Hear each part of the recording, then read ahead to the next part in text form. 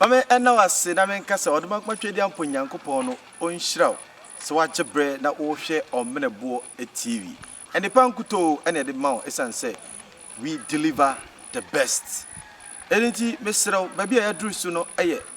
Kwame ene ama meche memendafo womusu omo neye omo so nhyade omo kradua ye de brew ewo episode eso enti wadaro ma jebre click it na share for comment no eto efama me ententem na wadaroma edidiem yaso na tie midin e the elder ot Emmanuel from Omene Bour na menje wo so medase ebrebren wadaroma so woni amane Kwame nante a hu se omonso nhyade no ayi oja tienie Kwame ene ama wonso nhyade no ayi oja fire eno nti hwehwe o se oja ato screen so ede ama wo omo enso nhyade yi oja ne nti ja susu eka eniema edi abufuo ebeba esanse oka obeka bia kyerɛw sabi wan hwe ya obeka se amane Kwame emu ade wo hwɛ asetena ne abrabom no omusa ye ninku twen ne kuratwen hwe Nyankopɔn na oye mene eda no memene da Nyankopɔn eti Kwame ene ama bia no omukura twen na no ɔden kyɛ krada ne nyinaa Kwame woni ne nante na odene kanchema na yire achiawa mesro hweye no anye ne number wogi ne number na so wahu a ne bubefu amonamono ho a ne su ene ne ba no ochi saa mesro ade ye chempe ompe so woni obi eche ne nkani ana ne kanchema obi ampede ne so Kwame ene amade omuchiri sakra amade se ohu se ni kunu twempra na ochiw se kim obetimi agya aware amono ho a ama ne su ene ne ban no edin ama nkutonkura na woni ne da ewo dan mu a wotumi se ohun suo ka ne ho kura na kwasem ne se wan hwe obesori akɔhoro ne ho aba ansa na obegye second round ya na saa ne ye mema bebre mpe omo ya hia bebre ana me pefi me pepa me twitwi me koprapra me tutu ne ma wei ama ene Kwame ene omo su ene omban esa omo epefi eti omo ne ye ene omo su no ya na ne ma bebre ene omo dana di ema hu se omo de omo danso de bia no opese obi etie no ono ntie obi always bia no omo ye kanka bi oka fana amane Kwame ne su ene ne ban no se woni ne nante na wode wadwen ba wa ni kan fa ne dia edin so ono betie ana so ono befa wo de no amane Kwame omo su ene omban no ebio so no de bia no achinyigi ana se enkomodie mu no ono ne pese ono di nkunim ana se ompe defeat ne die nye nanso obeya se obaje ne die na tum amane Kwame ama ya de anya di kan krokro no anse ma ka se ade we awoye ka oye ni se ya nanso onye ka se de oye ye nye se him wadwa ne buafu ama ene Kwame omusu ene omoban no ana asetena mu ne abrabom so no ene gisem e wo mo nte omo mpe na mfusem bebre enuti omo hwini mu bon wo mo umma nipa bebre puba wonchen na woyere de ama ana ukuru de Kwame a ya na ontam pene saa ne hombeti wonim se obi be ma wadwene wonim se ukofo obi nsusuye agya ono ne de saa na omo nipa bia na omo su ene omo ban no etie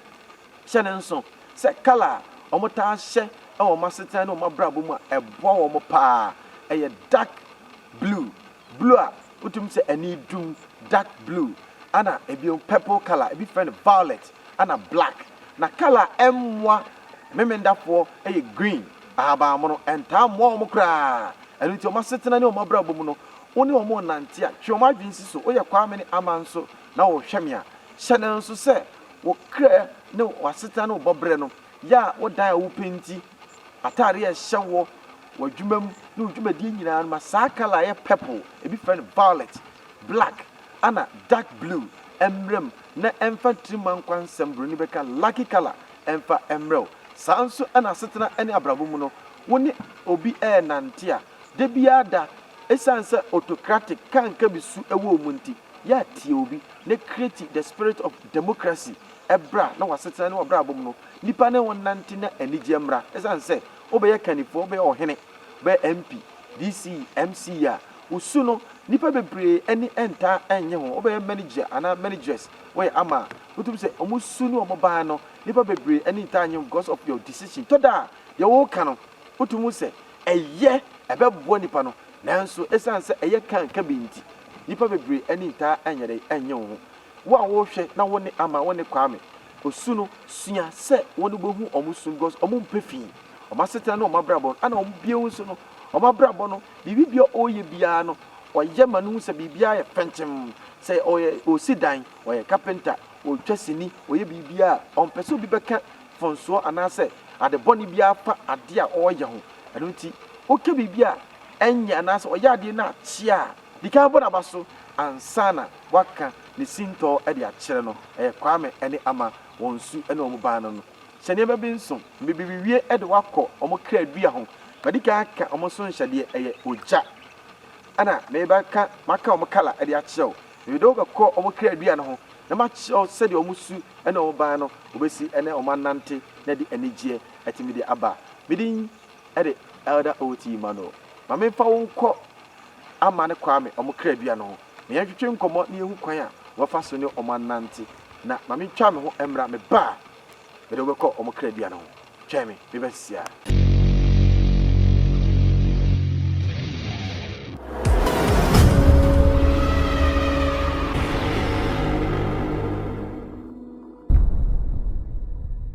Mame enna wase se oje bre etwa misima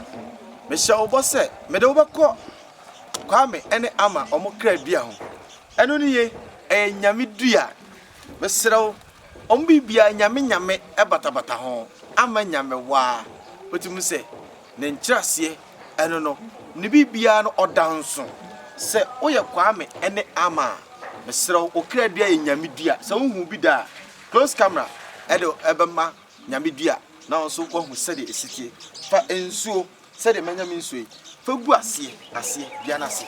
na esrem pa ebo se meye Kwame meye ama na adema nkoma twedi ampo nyame aboa me na me kra dan ya memenda no me ni nkontwe enu nti nipa bia me ne be hia bia no ba bibia anya from na enya nhira enkoso nkanko ne yedie emfa mra wasetena ene wabrabom ye ne sa memenda bia na enhira entimi nya dai emra o wasetena ene wabrabom menya hantan mesrew episode yi mu no yaka Kwame ne ama esu na de waba okra dua ho a huni yese wakope nyame dua emfa so pi ewo nyame dua ho sa entanchem kra gu akra nyame dua etimi esesa akra no entanchem no ema akwa ho san anase otimi san eyare e de mawo etimi so yebekọ deep into the episode yebekọ mu donko ni abo tofa bo e de nya e de a kire wo nyame nka ho no nhyirawo na wankasa unya adom na emroso pi midin e de ada ot mano nyame nhyirawo se wo hwe episode bye bye.